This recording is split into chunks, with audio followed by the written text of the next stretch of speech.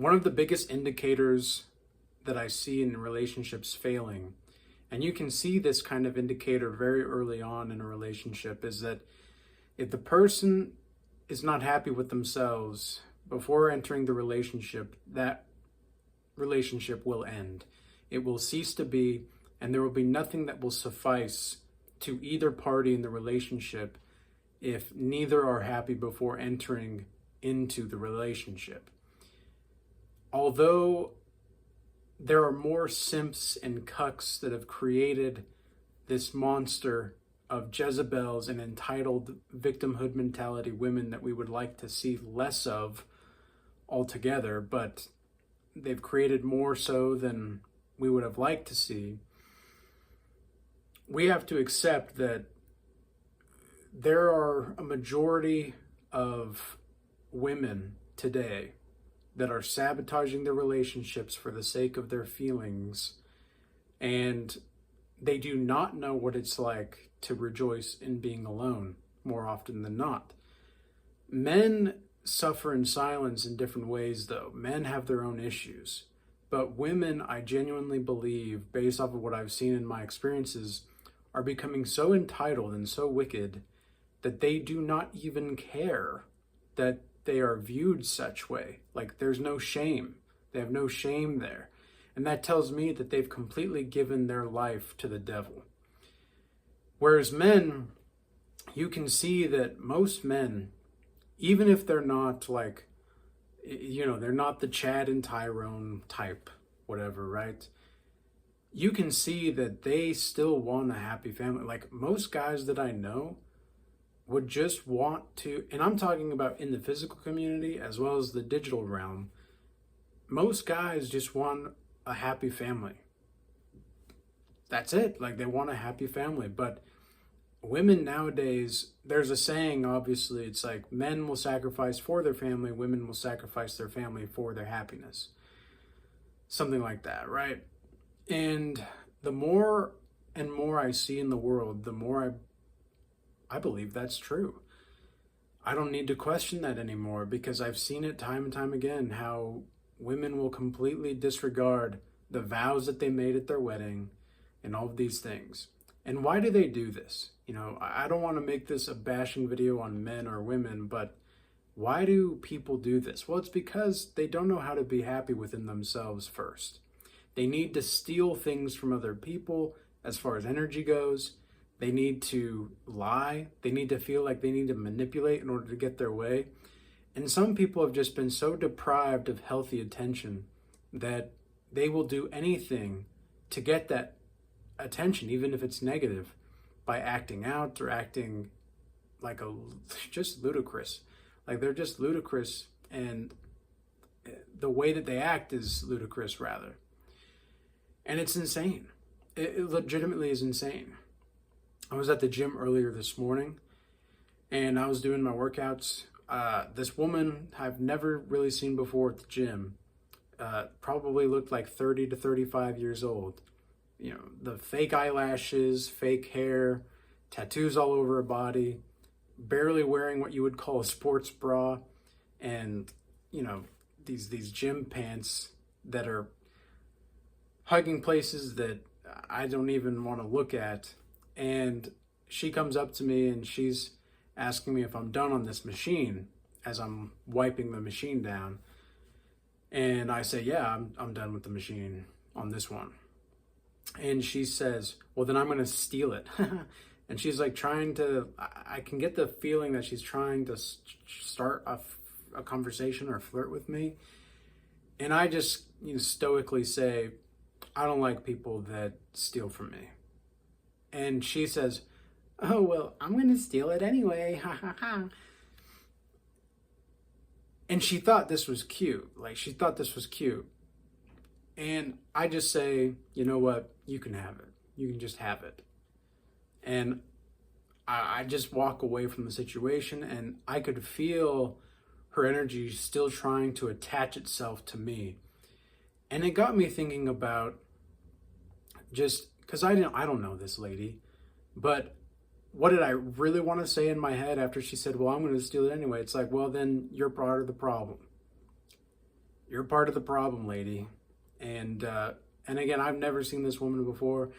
The energy was really strange today. I went to the bank earlier to make some finance arrangements and such. And on my way out, there was this lady, this random older lady, and she was like, "Are you a runner or something? Are you a runner?" And like just randomly, and I just was like, "No, I'm just a goer. Like I just go places." And she looked at me like I didn't know what she was asking or something like that. The energy was just very strange. And I was thinking, I was just like, I am so happy being alone. like people in this world are just bizarre. They're just so bizarre. And you're going to be setting yourself up for long-term happiness and rejoicing in fulfilling your life by being happily single. And I'm not saying that you need to not date or anything like that, but I'm saying that if you're going to date, number one, make sure you have yourself together. And number two, and what does that entail? Maybe I ought to go into that. Well, it looks like getting your physical health on point, getting your emotional regulation ability on point. If you can't regulate your emotions, how in the world are you going to expect to help somebody regulate theirs and be there for them and support them? Number three, your spiritual health. Are you connected to the Most High? And do you have a connection? And why is that important? Because as C.S. Lewis has said, and I really like this, and I've really thought a lot about this. It's almost become a proverb for me in some ways. God is the fuel for your soul. And so anybody that is not directly in connection with the Most High God, they don't have the fuel to sustain themselves or to even help you in a succinct matter. So how in the world do you expect somebody who does not have the fuel to help themselves be there for you when you need them most? You can't. You just simply cannot. And so what I've seen is a lot of men around the world, because I've done consultations with over 200 people at this point around the world.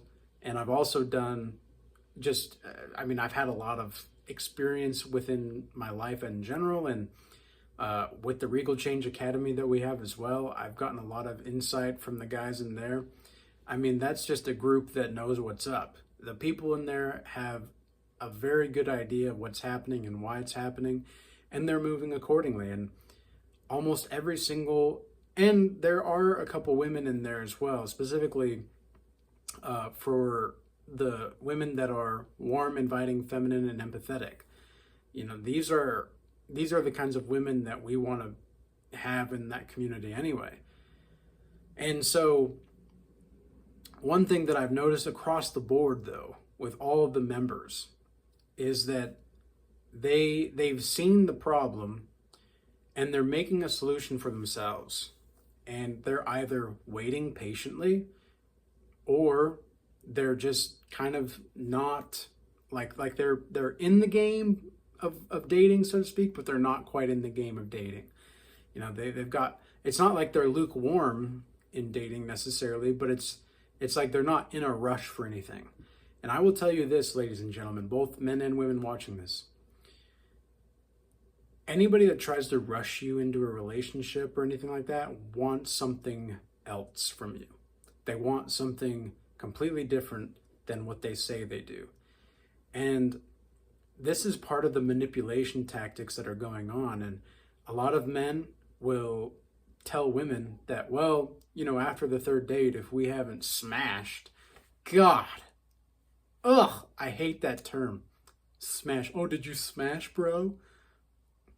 Get the fuck out of here, man. Like, are you serious? You're going to take something that's sacred and you're going to use the term smash? I see that as an insult to God's creation, honestly, and the creator himself. But anyway, that's just kind of a side note, but it's so annoying to hear that kind of talk. Like, oh man, yeah, we smash.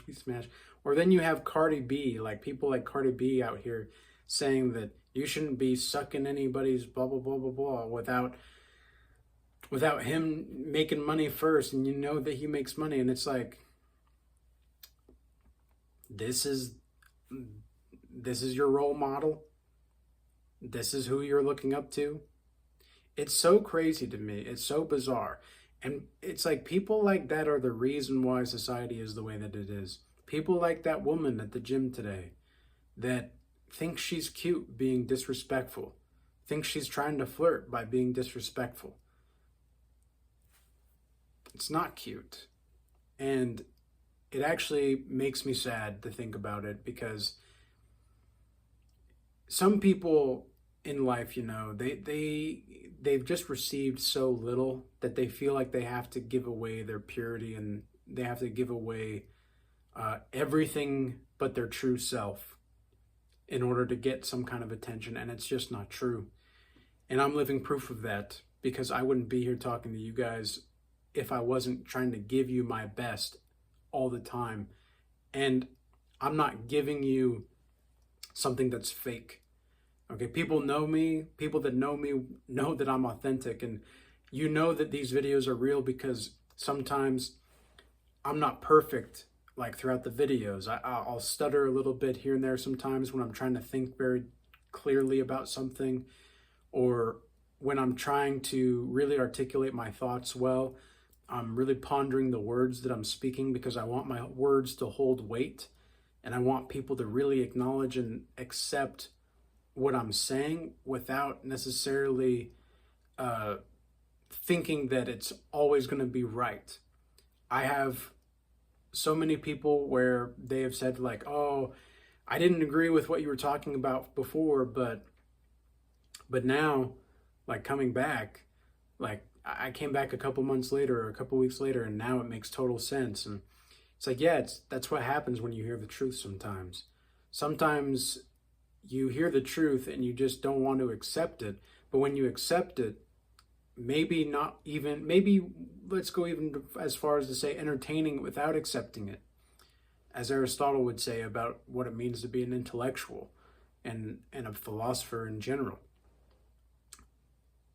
To entertain an idea without accepting it takes a far more amount of open-mindedness and understanding than most people care to admit.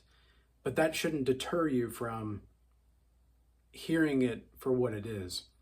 And that's what happens with people that listen to my stuff. They might disagree with it for a while, but then they come back to it because it resonates in a certain way, because they know that I'm being real. Because I'm being real with myself. I'm not saying that anybody should just like opt out of the dating pool or anything altogether. I'm not saying that at all. But I am saying that you need to get yourself together before going through with it. And I don't think anybody should be sleeping around. I think men believe that, oh, well, you know, it really only affects women. Really? Are you sure? Because the data does not necessarily support that. The data does not support that in the slightest, actually. For men as well, that rate of happiness and the satisfaction in a relationship based off of the partners, for women, after one, it goes boom, it goes down a lot. So if women have more than one partner, she's going to be like 60% less likely to be happy in a relationship or something like that. Whereas men, it's only 25 to 40% after one partner. And I don't even like that word partner too. It's like, there's too many serial monogamous relationships happening. It's just nasty. But do I think it's going to change much anytime soon? I don't know. But you're more valuable than you believe. And when you're single and content, you're not necessarily, like, you want a relationship, sure. Like myself, of course I want a relationship. But I also know that the only way for me to prevent any kind of mind like mind games or cheating or anything terrible going on, is to just not be in a relationship. And if you get into a relationship, there's always going to be that risk for men and women. There's always going to be a risk. And you could think that you have the most perfect, ideal person in front of you, but that doesn't really change the possibilities. Like, people are always going to have the possibility to do those horrible things, and you've just got to live with that. And I have yet to meet a woman where I would be even willing to take the risk. That's my thing, is I'm willing to take the risk, but I'm not willing to make a risk that is not calculated. I'm not just going to risk just to risk. That's stupid. I'm a calculated risk individual. I'm a strategically risky individual where I make things happen in accordance to strategy and risk and courage and bravery, because I know bravery is something that God rewards. I know that God will reward me for my bravery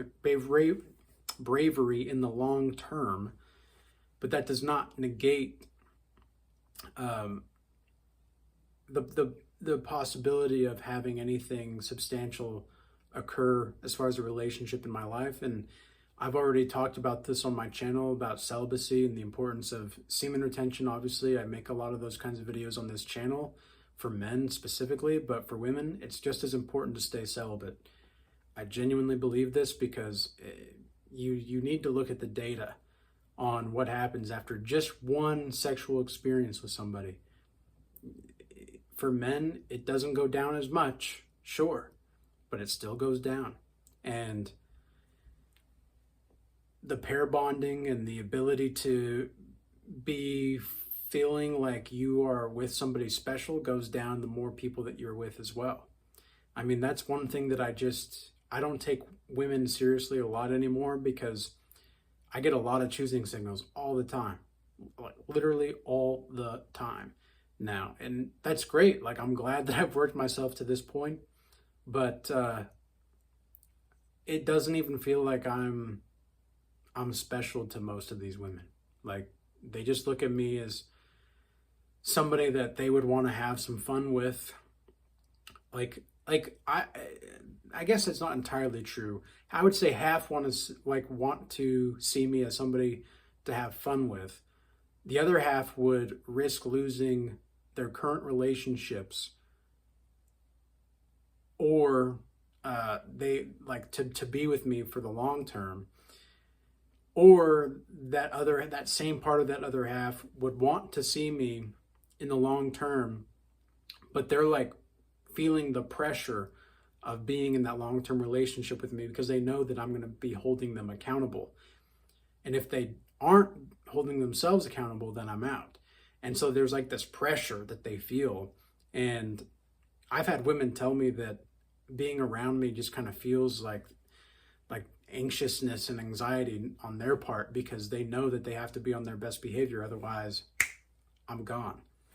And some women will not even know what happened. Like, they don't even know why I left the situation. It's super funny. Like, they don't even know why I left. And it's like, you literally were flirting with another guy in front of me. And yeah, sure, we're not in a relationship yet, and we haven't gone out on a date, but you think trying to flirt with another guy in front of me is going to get me to want you more? No, it makes me see you as a woman, from a man's perspective, as a hoe. Like, that's just a simple fact. And so I'm not special to you. Fine, that's okay with me. There's no problem. We're just not going to be taking you seriously, and I'm going to move on. So I would say moral of the story, guys, is just simply rejoice in being single for right now, and don't let society think that you're less valuable, because you are valuable. If you are following God's laws, statutes, and commandments while remaining single, and you are growing closer to the God every single day, and you are growing closer in mind, body, and spirit to the Lord every single day, that's what He wants.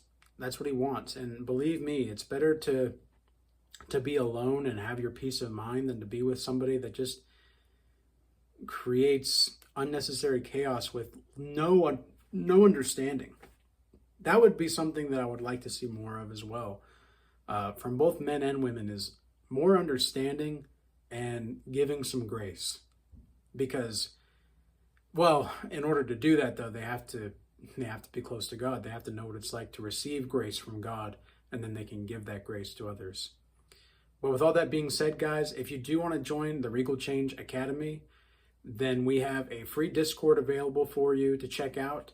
That is going to be in the link in the description box below, with some free resources, as well as the paid community, where you get a weekly Bible study, as well as a weekly group call, and then a bunch of other classes and courses available that are hands-on and hands-off, that you can go at your own pace. And I also want to announce that we are going to be starting the 72-hour fast for really just growing closer to God in general. There's a few objectives in mind, but this is going to be more of a personal intention fast as well. But you're going to be doing it collectively with a bunch of people around the world. Specifically, if you're in the Regal Change Academy, we are going to be having a call for that event on December 7th. And the 72-hour fast is going to start tomorrow, December 5th, from December 8th. And you can go at your own pace, start whenever you feel like is going to be best for you, and just go as long as you can. That's really going to be the point of it. And because I know some people have like work responsibilities, etc., so that will be taken into account.